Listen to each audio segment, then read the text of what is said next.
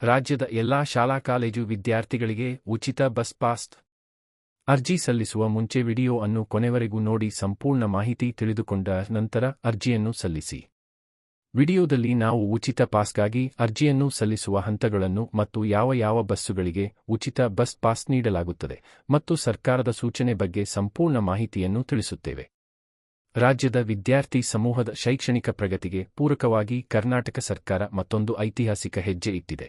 ಬಡತನ ಅಥವಾ ಆರ್ಥಿಕ ಮುಗ್ಗಟ್ಟು ಯಾವುದೇ ಮಗುವಿನ ಶಿಕ್ಷಣಕ್ಕೆ ಅಡ್ಡಿಯಾಗಬಾರದು ಎಂಬ ಉದಾತ್ತ ಉದ್ದೇಶದಿಂದ ರಾಜ್ಯದ ಎಲ್ಲಾ ಶಾಲಾ ಕಾಲೇಜು ವಿದ್ಯಾರ್ಥಿಗಳಿಗೆ ಉಚಿತ ಬಸ್ ಪಾಸ್ ವಿತರಿಸಲು ಅಧಿಕೃತ ಆದೇಶ ಹೊರಡಿಸಲಾಗಿದೆ. ಈ ಯೋಜನೆ 300 ಕೋಟಿಗೂ ಅಧಿಕ ವೆಚ್ಚದ ಬೃಹತ್ ಯೋಜನೆ.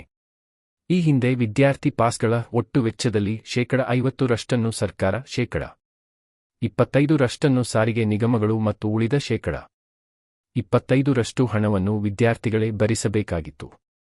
ಆದರೆ ಸರ್ಕಾರ ಈಗ ಪಾಸ್ ವಿತರಣೆಗೆ ಮಾಡುವ ಸಂಪೂರ್ಣ ವೆಚ್ಚವನ್ನು ಸರ್ಕಾರವೇ ಭರಿಸಲಿದೆ. ಈ ಯೋಜನೆಯು ಕೆಎಸ್ಆರ್ಟಿಸಿ, ಬಿಎಂಟಿಸಿ, ಎನ್ಡಬ್ಲ್ಯೂಕೆಆರ್ಟಿಸಿ ಹಾಗೂ ಕೆಕೆಆರ್ಟಿಸಿ ಬಸ್ಗಳಿಗೆ ಮಾತ್ರ ಅನ್ವಯವಾಗಲಿದೆ. ಈಗಾಗಲೇ ಹಣ ಕಟ್ಟಿದವರಿಗೆ 15 ದಿನಗಳಲ್ಲಿ ರಿಫಂಡ್.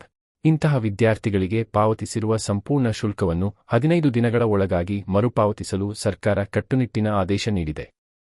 ಅಲ್ಲಿಯವರೆಗೆ ಈಗಾಗಲೇ ವಿತರಿಸಲಾದ ಪಾಸ್ಗಳು ಯಥಾವತ್ತಾಗಿ ಚಾಲ್ತಿಯಲ್ಲಿರುತ್ತವೆ. ಗಡಿಭಾಗದ ವಿದ್ಯಾರ್ಥಿಗಳಿಗೂ ಉಚಿತ ಪಾಸ್ ಸೌಲಭ್ಯ.